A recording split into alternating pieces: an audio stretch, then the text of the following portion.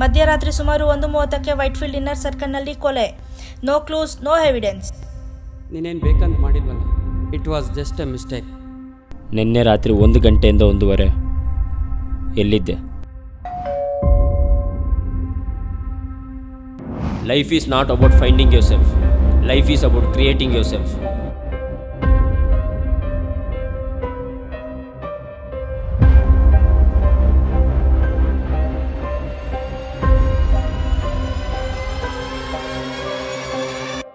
ಬಾಡಿನ ಅವ್ರ ಫ್ಯಾಮಿಲಿಗೆ ಹ್ಯಾಂಡ್ ಓವರ್ ಮಾಡಿ. ಸರ್ ಅವನು ಅನಾಥ ಸರ್.